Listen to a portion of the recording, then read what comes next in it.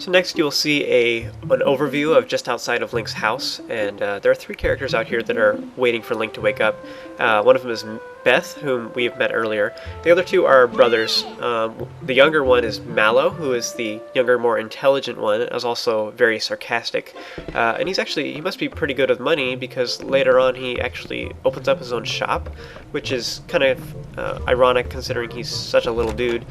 In any case, the other one is Tallow, and he is the older, very excitable youth who is kind of ignorant to the world, and he loves weaponry and adventure and battles and all that kind of stuff.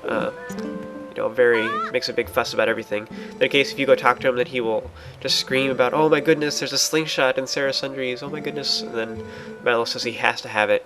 So they both try to convince Beth to let them borrow it for a while, and she yells at them to tell them that she would get in trouble for trying anything like that, and that they should earn enough money to buy it of their own. Mallow complains that they would never make enough money with their allowance to buy a slingshot. You can go over and talk to Colin, who is hanging out in front of Epona, and he aspires to eventually ride a horse. In any case, he will tell you that he has completed the fishing rod that he was working on for you, and he wanted to bring it to you. However, Russell, his father, told him not to let Link come and get the fishing rod on his own time. In any case, you want to head into the heart of the village. You can run forward and you can talk to Hench, who is the good-for-nothing husband of Sera, and he is, you'll notice that he's looking up at a beehive up here, and he says he's trying to figure out how to knock it down. In any case, he says it's time to restock their shop. That's why he's trying to get it down.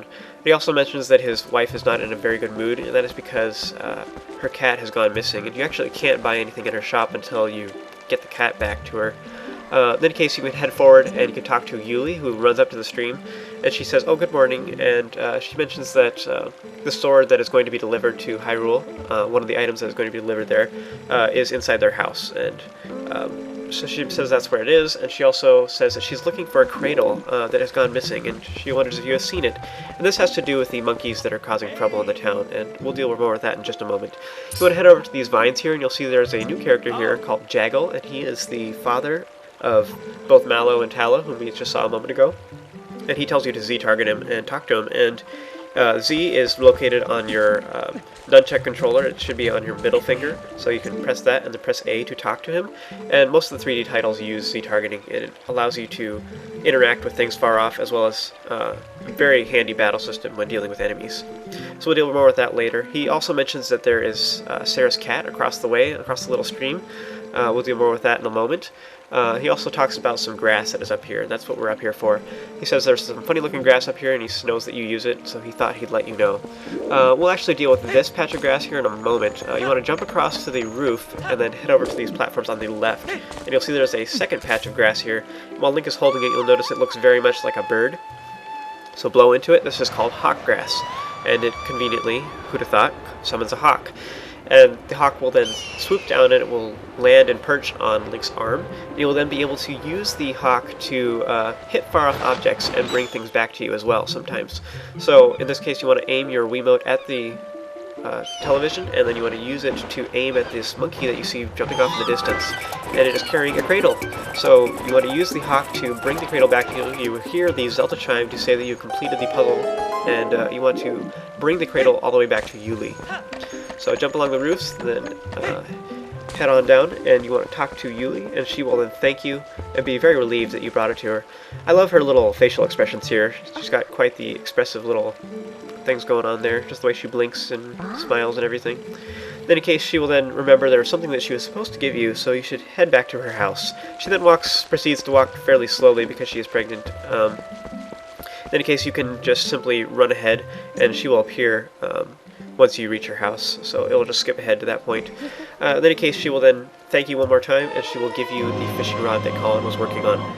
So the fishing rod it's only necessary a couple times in the game. You actually only need it like 2 or 3 times. However, you can also use it in a little minigame area of sorts, the fishing pond that is in Zora's River. And we'll deal more with that at a later time. And it's totally optional to do that stuff. It's kind of like the fishing pond from Ocarina of Time on crack. I'll just say that.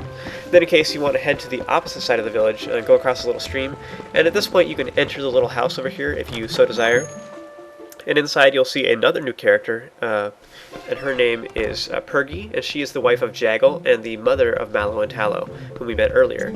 You can talk to her, and she will then welcome you and tell you that her husband has taken a break from working on the shield, and he is outside. But she assumes that he's probably sleeping or something. In any case, she says that the shield is over there. It's far from being complete. So just log that away in your memory for now. Now we know the location of the 2 items that need to be delivered to Hyrule. In any case, you want to head back outside, head along the right side of the building, and you'll see that there is Sera's cat just out here who is staring into the water trying to catch a fish. Now if you walk up to the cat, it will run away from you, so he's apparently afraid of you or something. In any case, you want to head over to the water, and you can stand on this little port over here, and you want to press the minus sign on your Wiimote, and this will allow you to apply the fishing rod to one of your item buttons, or the B button. The B button will just simply be whatever item you are currently using at a time. You want to press the B button to start using your fishing rod. You want to hold your Wiimote straight up in the air, and then fling it straight forward, and then this will allow you to throw the fishing rod into the water. At this point you need to simply hold it there for a little bit, let it settle, and once the bobber suddenly jerks into the water after a moment, this will mean that a fish has grabbed hold, and you will be able to pull back on the Wiimote and just hold it straight up in the air, and this will allow you to catch a fish. It's kind of confusing how the fishing rod works, in my opinion, but it's actually quite easy. In case you want to actually catch 2 fish in a row, because you can only carry 1 fish at a time, so as a result, the second fish will then drop on the ground, and Sera's cat will then grab up the fish that is dropped, and it will carry it all the way back to Sera Sundries. You have this kind of obnoxious scene in which you have to watch him run all the way across town with silly music, and it will go into the cat door of Sera Sundries. In any case, you will then regain control of our hero, so you want to you can go around the village if you want. I like to take this shortcut. You just jump into the water. You can press A while in the water to dash. This will allow you to swim very quickly. From here you want to go ahead and enter Sera Sundries. And once inside, you can talk to her, and she will exclaim just how brilliant her cat is and how he's so awesome because he caught his own fish. He's so smart. In any case, because she is pleased with him, she was giving him some milk.